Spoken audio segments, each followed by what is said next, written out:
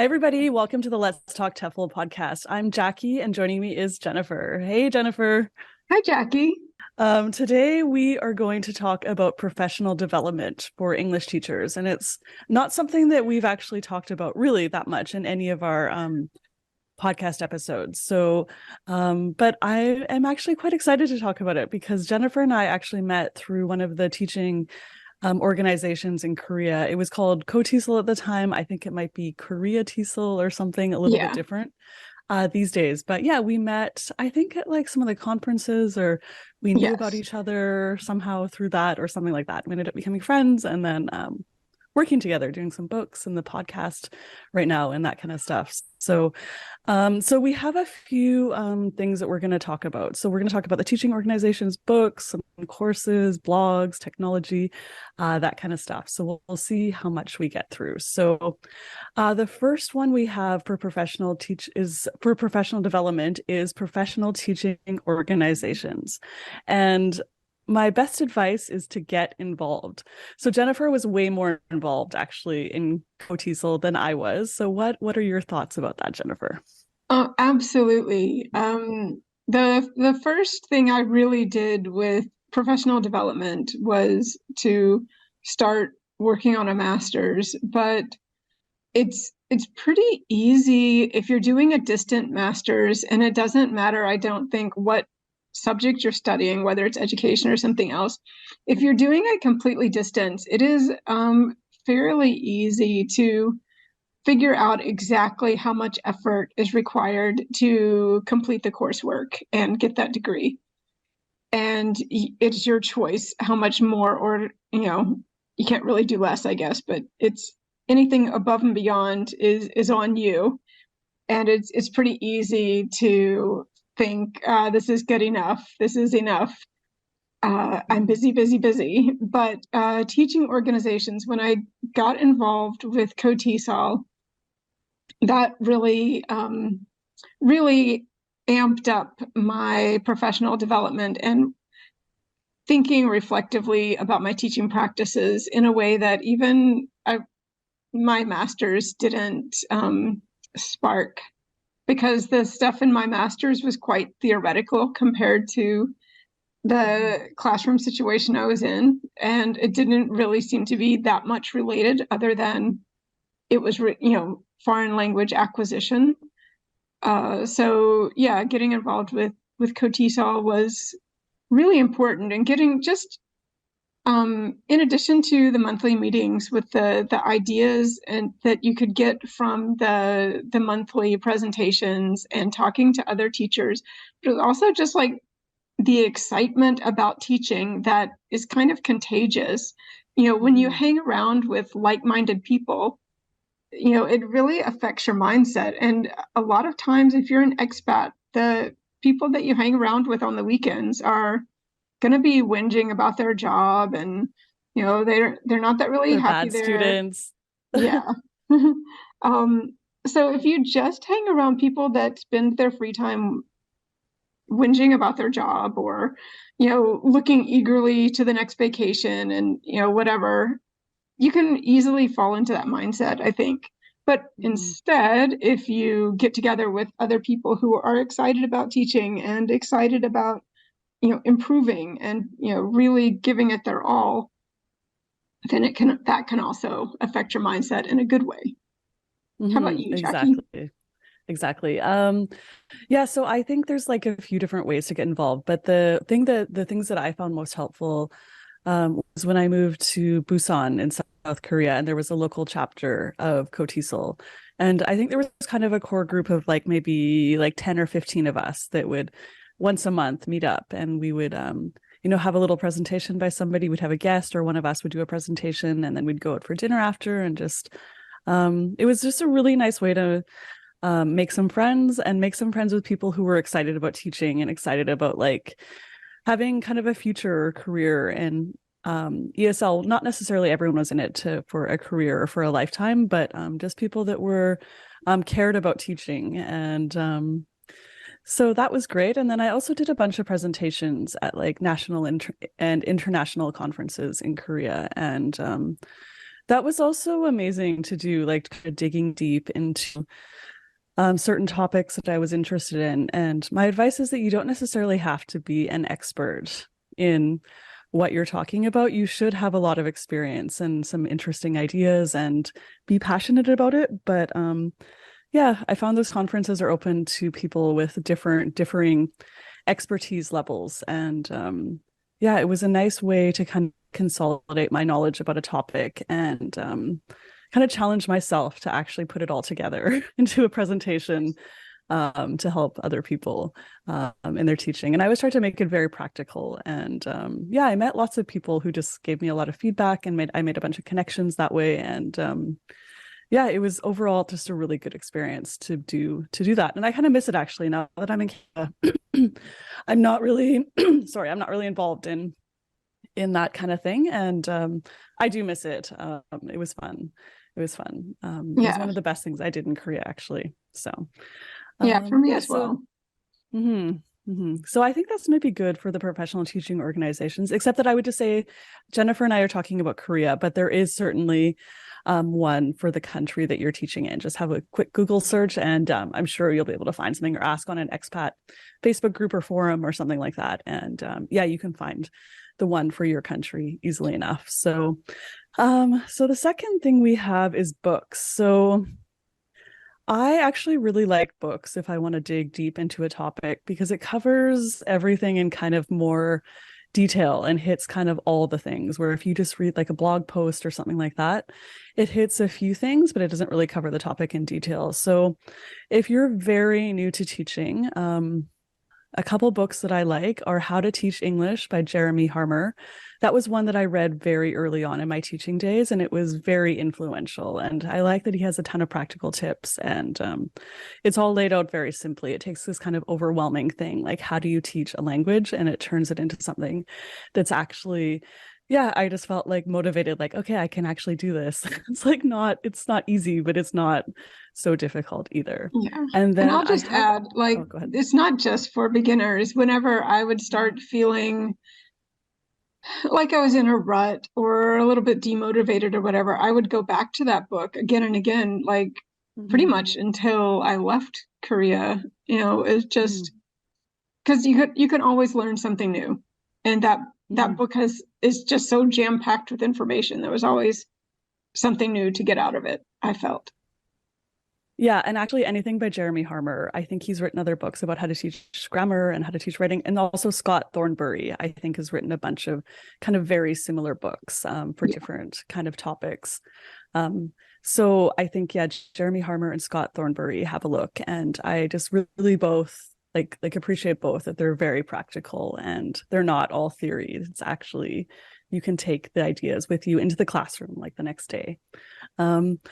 And then a shameless plug for me, I have a book, ESL, EFL, Teaching Practice and Methodology by Jackie Boland. So I wrote this book, and I kind of tried to take my 20 years of experience and put it all into a single book. So I organized it into sections, like tips for teaching speaking, tips for teaching listening, and all of that. And I went into the theory a little bit, but it's mostly just very, very practical advice for teachers. So have a look at that as well, if you don't mind a plug. I hope this didn't turn you off the podcast, but anyway, yeah, so that's books. Do you have any other book recommendations, Shen, or anything to add there?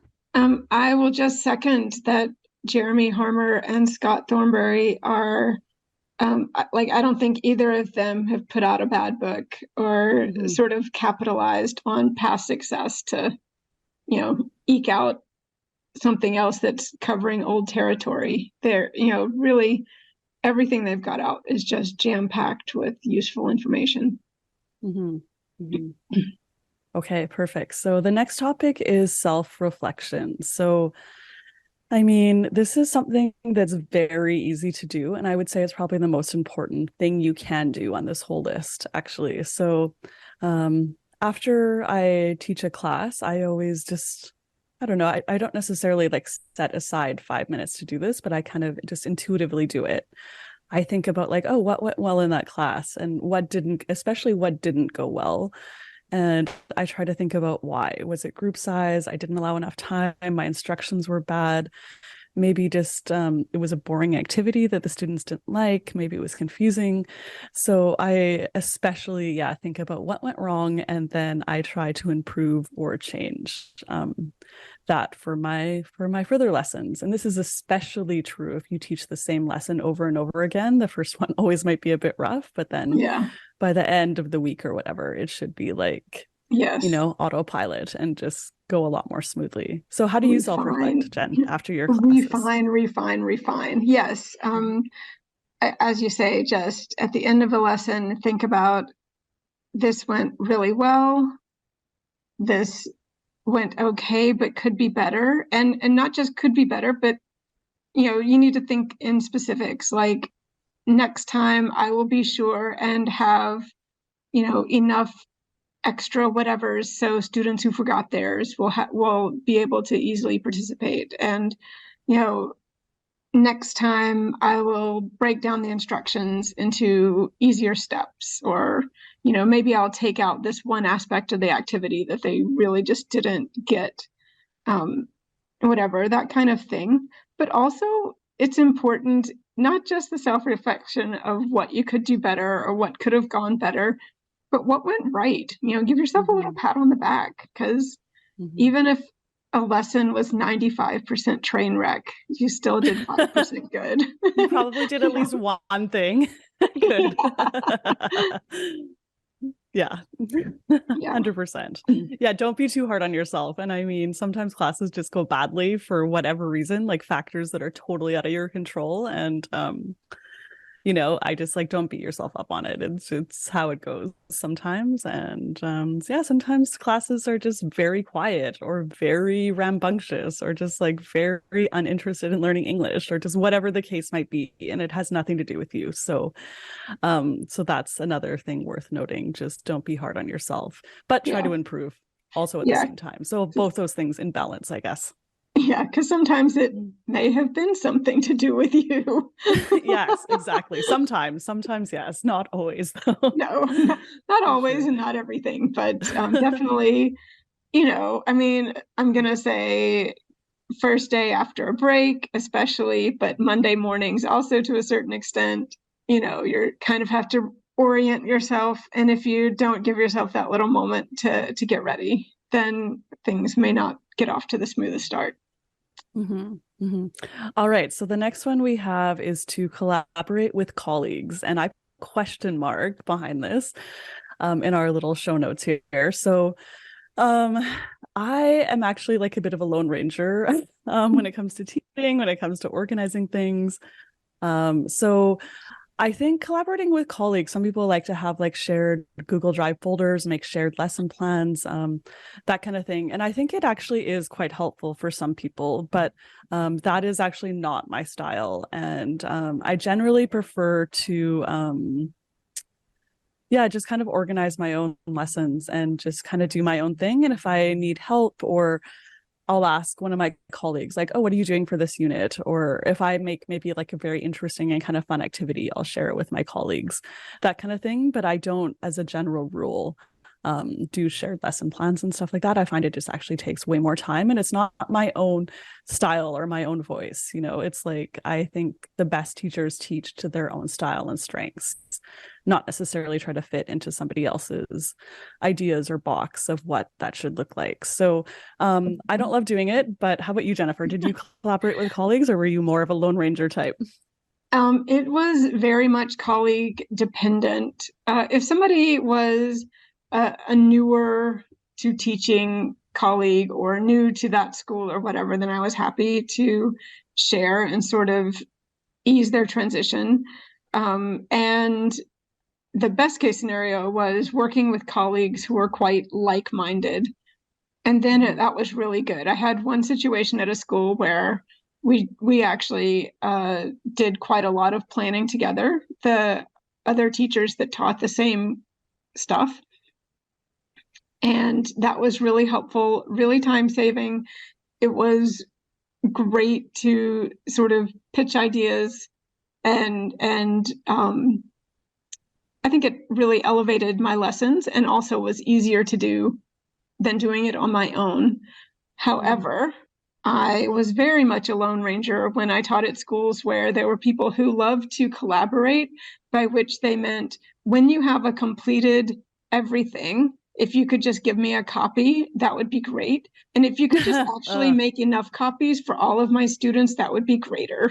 And those teachers oh I did yeah. not particularly care to collaborate with.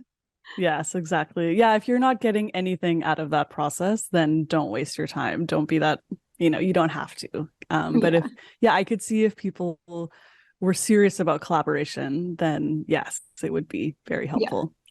I mean, It I depends, was depends never on the situation. stingy. Like if somebody stuck their head in the door and was like, "Hey, do you have any ideas for this class? What are you going to do for that?" Like I Mhm. would tell them, but I wasn't going to set out time, to sit together with them at a table so I could just give them all the stuff that I had had to work on my own, you Mhm. know. Mhm.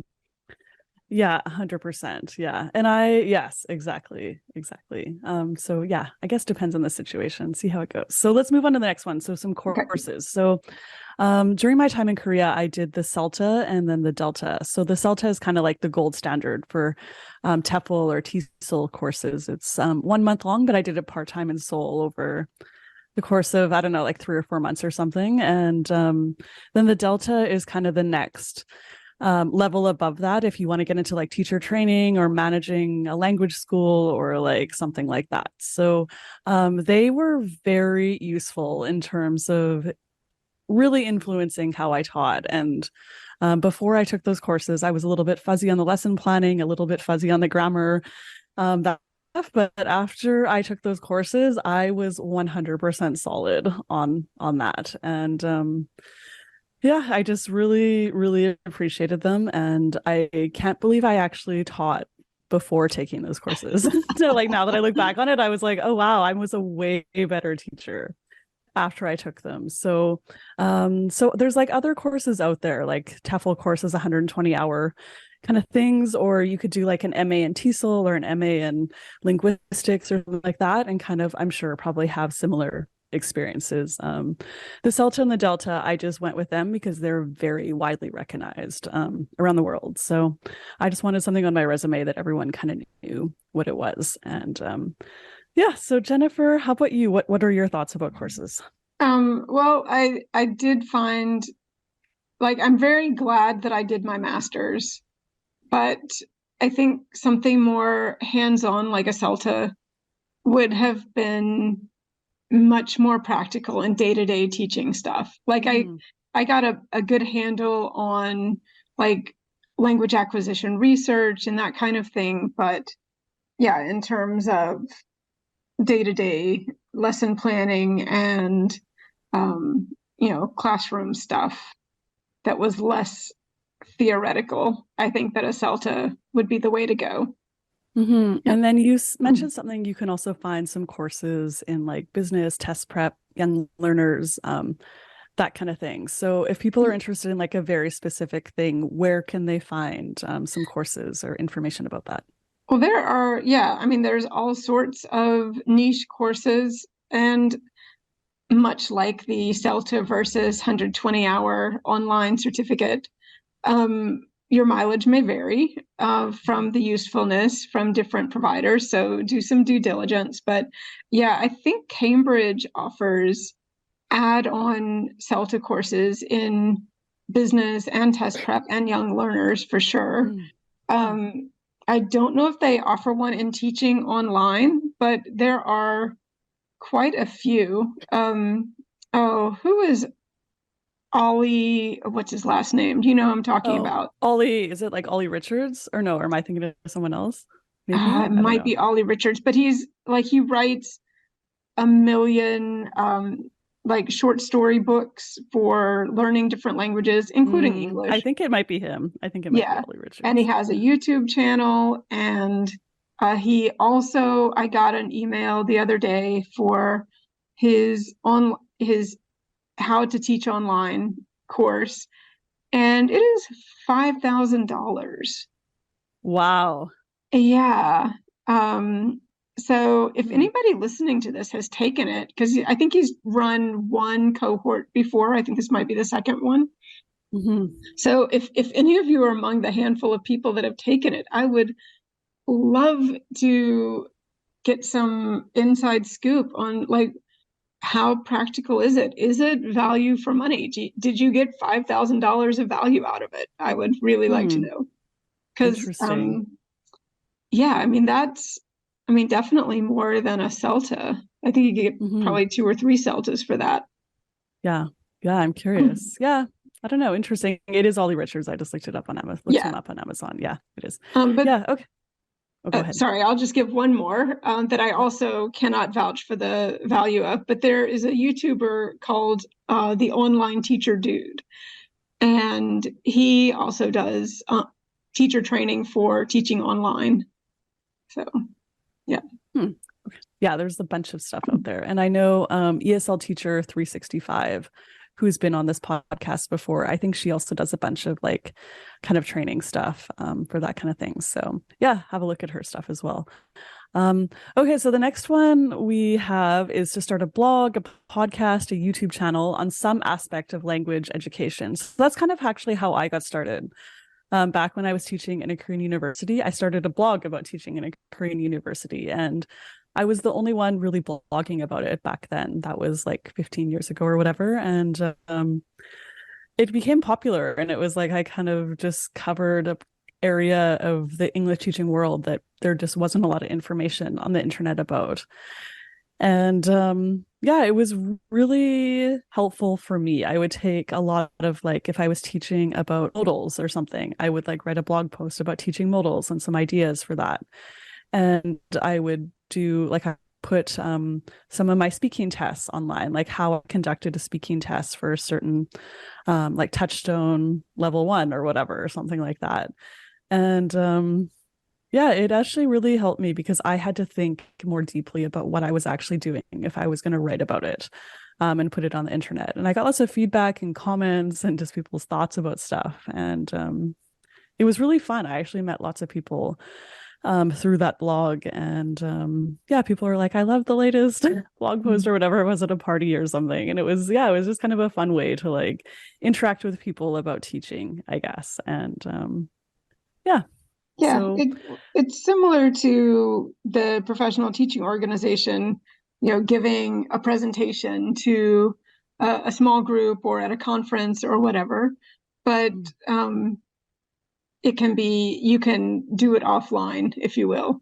mhm. Like if you're doing a presentation, I know there's a lot of people who are fine in the classroom teaching, but get a lot of kind of stage fright if they're going to be presenting something to colleagues. And if you're doing something like a blog or podcast or YouTube videos, you can create them in the privacy of your own home and then post them when you feel like Mhm. they're ready to go. Mhm. And one great example of a YouTube channel who we've mentioned before is Etiquette, English Yeah. teacher. He's great. He covers so many aspects of teaching English. So yeah, he's kind of a good guy to look to if you want some inspiration or a little bit of motivation to start your own YouTube channel. Have a look and see yeah, kind of what he's doing and but put your own twist on it, of course. Yeah. Yeah, All he's right, actually got Jennifer. 2. He's got one for teachers and one for students. So Mm-hmm. like Mm-hmm. double duty. Mm-hmm. Yeah, he does it all, that guy, for Yeah. sure. Yeah, it's quite impressive actually. So yeah, have a look. He's way better than my YouTube channel, I have to admit. So have a look at his for sure. So Jennifer, you mentioned the next one, learn a new teaching technology. So how do you go about that, and what are some of like your favorite tools for that? Yeah, I think one of the aspects of getting older is you sort of know what technology and you're maybe a little bit resistant to learning new stuff. I know my mother is also an ESL teacher. She teaches in the States, and I'm gonna say for the past 5 years, every time I have seen her, like literally every single time I've seen her, she has complained about Excel and having to use Excel. So like she uses it, but she refuses to learn how to use it Mm-hmm. to save herself the time, since she knows she has to use it all the time. Oh no. So don't be like my mom. Yeah. You know, if your school, one of the things I put was interactive whiteboards. You may have an interactive whiteboard in your class, and maybe you have put off taking the time to learn how to use it or learn how to get the most out of it. Yeah, take the time. Just carve out a little bit of time. Have somebody at your school that maybe they're your friends with. If you don't want to go to the IT guy, or you don't want to have to draw a big attention to the fact that you maybe don't know how to use it that well, just get somebody to show you just, one thing to improve, and then you can add on a little bit at a time, so it's not overwhelming. Okay, so my one for technology is like the bare minimum is using Google Drive for lesson plans and for like PowerPoints and that kind of thing. So it's like if you teach the same course in a different semester, you have all your stuff right there and you're not, starting from scratch every single time. And it's also a nice way, like when I finished teaching in Korea, the guy who was kind of taking over my position in the English department, I actually just sent him all the files from the classes that I had taught, and he kind of just had all that stuff at his fingertips, and it's a really easy way to share stuff with people. And yeah, so that's like the most basic teaching kind of technology that can actually save a ton of time for sure. Yeah, and if you work through multiple computers, if you have a work computer and a home computer, whatever, anything that's got the internet, you can get your Google Drive on it. So yeah, that makes taking electronic stuff home easier. Like, you don't have to worry about saving your files onto, a thumb drive or an external hard drive and take it home with you. It's already right there. All right, Jennifer, I feel like this podcast, we are kind of reaching 30 minutes. So I think that might be a good place to end it. And I hope that's helpful. And I hope that you'll get in touch with us and let us know what you love to do for professional development. So you can find the podcast information at eslactivity.org/podcast. And then also have a look around eslactivity.org for all sorts of ideas for teaching any subject, any lesson almost. And Jennifer, you are at Teach, Travel, Learn on YouTube and a blog, I think, as well. Yes, teachtravellearn.com. Sounds good. All right, and thanks for listening, everyone. You can pop over and wipe the dust off of it. It will get updated at some point before I die. There's no dust on the internet, so don't worry. It's fine. Nobody will know. Just don't put the dates on your blog, and nobody will actually know. It's fine. Yeah. It's all good. Okay. All right. Yeah, thanks for listening, everyone. And we will catch you next time. Bye, everybody. All right. Bye.